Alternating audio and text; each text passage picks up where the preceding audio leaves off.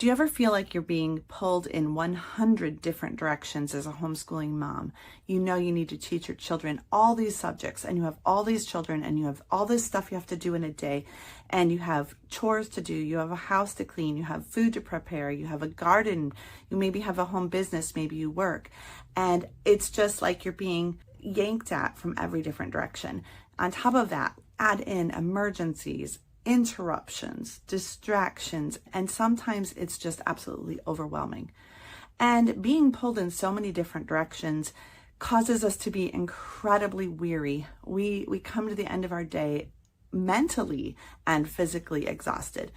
Our energy for homeschooling is gone. All of the energy we had when we were making all the plans a year ago is gone.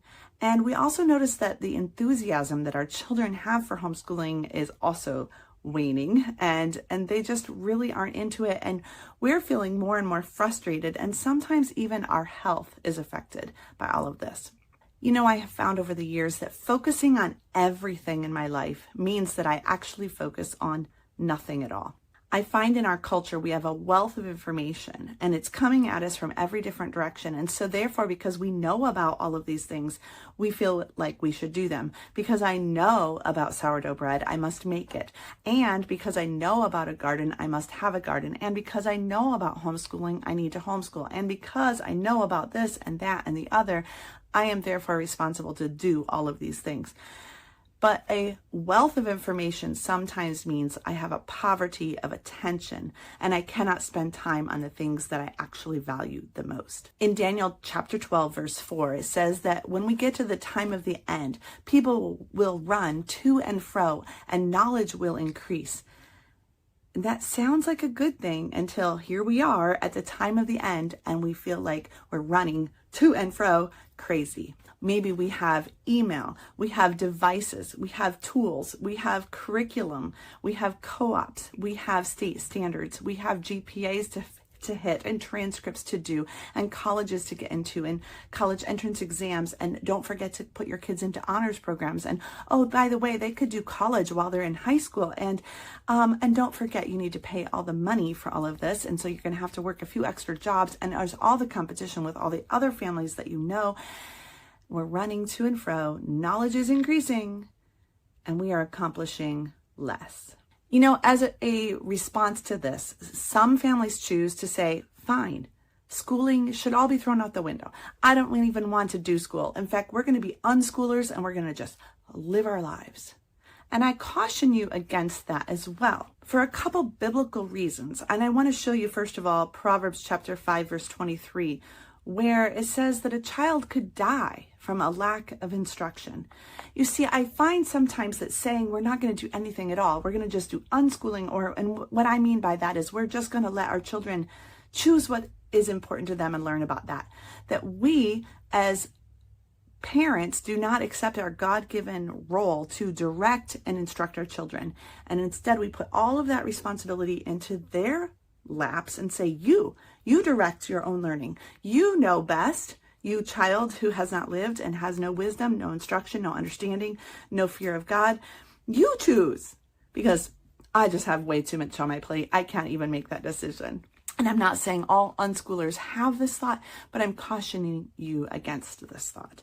It says in Deuteronomy chapter 6, verse 7, that we as parents are to diligently teach our children, and we are to talk about the Word of God and teach and instruct proactively our children as we sit in our house, as we walk in the way, as we lie down, and as we rise up. But mom, if you are so distracted by everything else on your plate, when will you have time to have those important discussions? When will you even have time to choose what those discussions should be?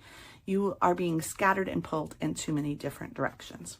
I do believe it is important to teach our children about reading, writing, history, science, math, because if we do not well educate our children, they are going to be prone to deception. They could fall prey because they have not been taught. They are like that child who, without instruction, it is possible for that child to die.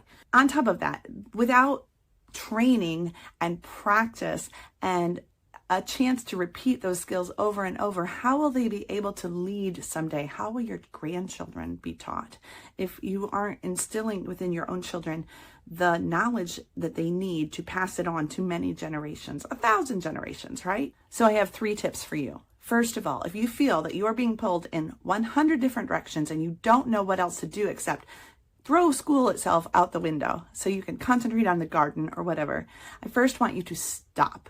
Number 1 is stop. Evaluate. What is the purpose of homeschooling? Why are you homeschooling in the first place? If you don't have a reason why you are homeschooling, then you can't figure out how you're going to do it. It's impossible, but we jump to the how without knowing why. Number 2, we then have to cut out everything from our lives that does not hit the target of why we're doing it. We have to eliminate all those time bandits. We have to say, out of here, you're not allowed in my home. We have to automate our homeschooling with many habits that make life simpler and take us not having to think every single day at every moment because it just happens habitually. And then, honestly, we have to delegate some tasks to others. Maybe in this season of my life, I cannot make homemade sourdough. I'm going to have to delegate that to someone else and purchase it from them. That's just one example. So that's number 2. We've stopped and evaluated, we've gotten our purpose, and now we're cut out everything that does not hit that purpose. And then finally, number 3, then we have to act. We have to say, you know what? I have chosen these paths. I cannot do it all. I cannot run to and fro. I have to say this one thing I do, and I will act on it. And one of the ways I can do that is to consolidate some of the activities and make it more efficient. And we could talk about that in the future.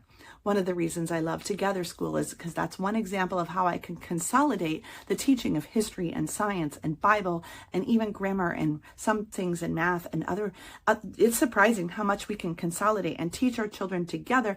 It's more efficient. That's just one example. We can designate that at these times of the day, these are the things that we will do. This is called self-control. We have to say, these are the things that are important to me. They are a priority, and I refuse to be pulled in 100 different directions. I'm going to designate this time every day as read the Torah time or as math time, and we will not allow other things to come in and steal that from us.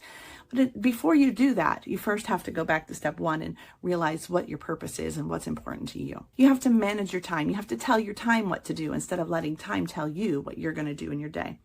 And when you do this, you suddenly have room to breathe. And you find that you are not being pulled in 100 different directions because you clearly know what the purpose of your life is and you are willing to go after that. We're going to come back in the days and weeks ahead and we're going to revisit all of those steps, the stopping, the cutting, and the acting. And we're going to go back and delve deeper into each of those sections. So I encourage you to like and subscribe this video and follow us as we go throughout the summer and really focus on what is important to us. And I'm going to give you a lot of practical tips on how to do that.